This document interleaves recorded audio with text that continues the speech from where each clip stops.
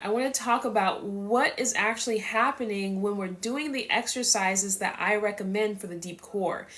Is it actually tightening that midline tissue, diastasis recti, the common cause of mommy tummy? How is it working? Like, how do you actually resolve diastasis recti? How do you actually tighten your mommy tummy? I want to go over that, and I want to actually go over what is actually happening to the tissues, because when she brought that up, I was realizing that it just might be we're not understanding totally the anatomy of the abdominal muscles and the connective tissue, because I didn't understand that. I didn't understand that before, but I wanted to go over this with like some visuals because I'm going to post this on my YouTube channel, and I really want you to understand what is happening to your body, what the exercises are actually doing, how is it helping.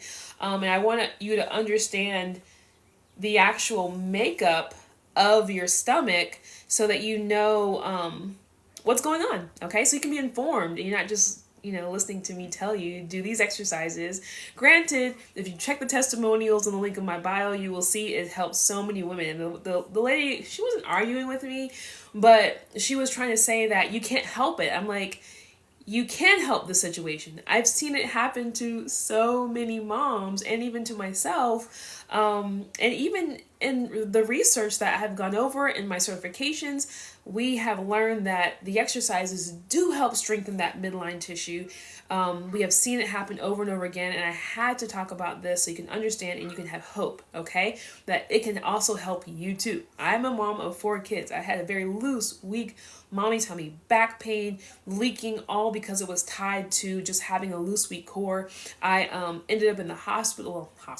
I was with a physical therapist because I had a pinched nerve, back pain, doubled over in pain, couldn't stand up. Like, I had all the problems, and I know that the exercises helped me. I mean, people thought I was pregnant because I was really thin, but I had this boop sticking out. So I know it helps because it helped me, and it's helped thousands of other moms too.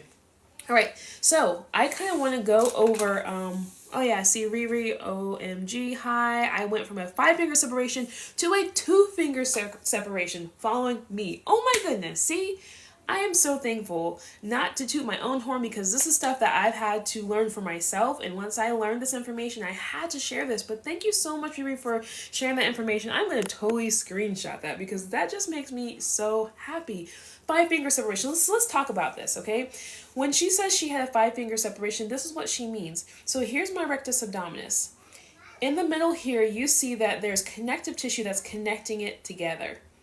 Now that connective tissue during pregnancy gets very stretched out this way, all right? And what happens is, instead of being something thin like this, it can become stretched out and look something more like this.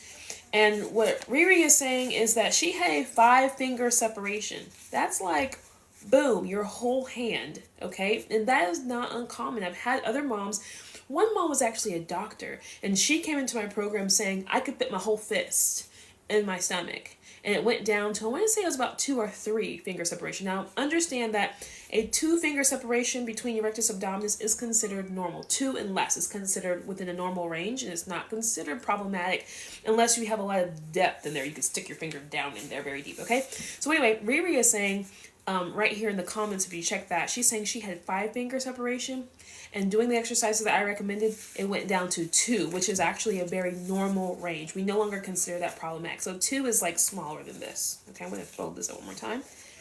This is 2. This is considered normal. So hers went down to normal. Okay, thank you so much for sharing that.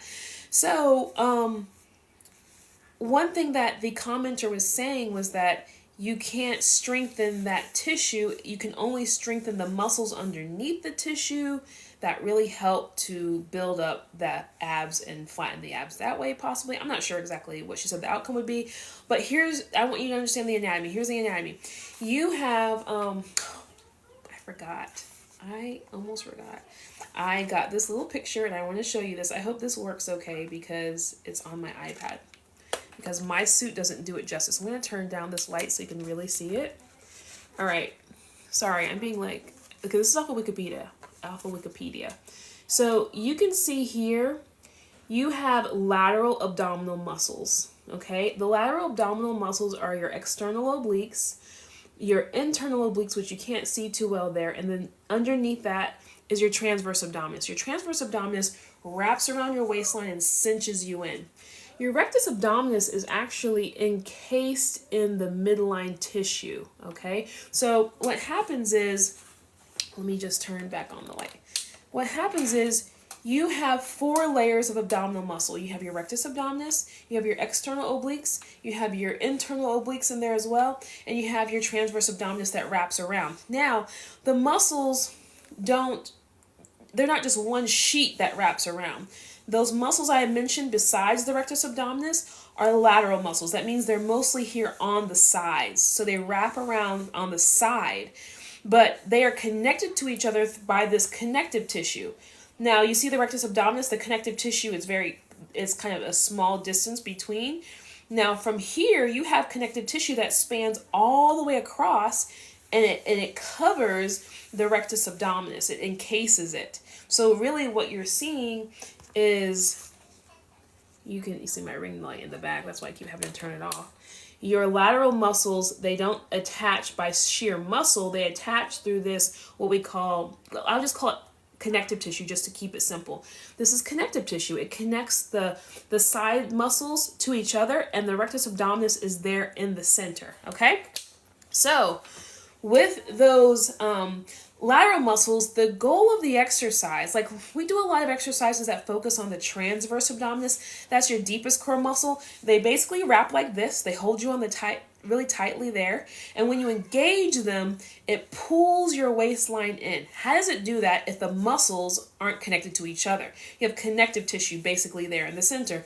What it does is it tightens, the muscle tightens, and it transfers force through that midline tissue, this white stuff, and pulls it really tight. That's why when you engage your deep core, you pull it in, it really brings your waistline in like a waist trainer, okay? Because that muscle, those lateral muscles, put force through that connective tissue that connects them through. So what happens is, the more that you do those deep core muscle exercises that I show you in my exercises and the exercises in the link in my bio, those free full-length exercises, all those, they focus on really kind of rediscovering that transverse abdominis that wraps around, cinches your waistline in. When you activate those deep core muscles, it takes that sheet of connective tissue in the center and pulls it tight because it's transferring force through there. Now what happens is, the more that you transfer force in through that midline tissue that I showed you here, the more that you transfer that force through that midline tissue, let me see if I can get, there we go, through that midline tissue, the more that tissue becomes strong, okay? Just like the muscles. So the muscles, they become strong as you use them, but it also transfers the force through that connective tissue, and they also become strong as you transfer that force through. I know this is getting like deep, and I'm talking about the force and all that, but is that making any kind of sense? I hope it is, because I know it's like super deep. I was actually looking on Amazon for like a flip chart. I need to get like some kind of flip chart, because what you see here is just what you see. Like if I were to take off my scan, then you would see just the rectus abdominis with fascia or connective tissue on top of it. You would see the lateral muscles, but you have basically 4 layers of your abdominal muscles. Outside, you have your rectus abdominis, which you can kind of see, and then you have your external obliques, internal obliques, transverse abdominis. They're all connected at the midline with connective tissue. But with the rectus abdominis, it's just a little bit there in the middle. But the lateral muscles, the other 3 I mentioned, they're connected with a wider sheet of connective tissue. And again, it's really important to engage those lateral muscles, especially the transverse abdominis, because the transverse abdominis wraps around your waist like a corset. The connective tissue for the transverse abdominis runs across this way, and as you tighten, it transfers that force through that sheet of connective tissue. And the more you do that, the tighter and thicker that connective tissue will be, and the better able it will be to hold your stomach contents in. As it is now, we've had a baby, all that connective tissue got stretched out. That's what happens. The muscles are stretched out, they're looser, they're weaker, the connective tissue got stretched out. The way that we strengthen it is by transferring force through there by engaging those deep core muscles, especially the transverse abdominis, okay? Okay, good. Thank you, Natalie. Yes, it makes sense. Great explanation. I know I had to go there because, like I said, somebody was commenting that you cannot, repair that tissue because it's been too stretched out. If it's been 10 months or 12 months postpartum, you can't do it. All you can do is strengthen the muscles underneath the linea alba. That connective tissue going across is called the linea alba, this area here. And I was like, that's not true. That's just not how the body is. There's actually not muscle underneath the linea alba. There's the rectus abdominis, which is contained in the linea alba. And see, here's the thing. While we're talking about that for just couple more minutes, that's why just engaging the rectus abdominis by a lot of ab exercises or traditional ab exercises are focused on the rectus abdominis, which is not bad because they also got stretched out during pregnancy, but that muscle really runs along this way. So it's a flexion muscle. That's why sit-ups are so great for the rectus abdominis. However, we're trying to really access the connective tissue and muscles that run along this way, laterally, because we really want to bring it in and tighten everything up going around, because that muscle had to really give a lot as well during pregnancy. And that's often the one that's super stretched out postpartum. And so doing sit-ups, that's why I talk about that a lot. Like, this exercise is better than sit-ups. This is better than sit-ups. Sit-ups are great, for working this muscle, the rectus abdominis, your six-pack muscles.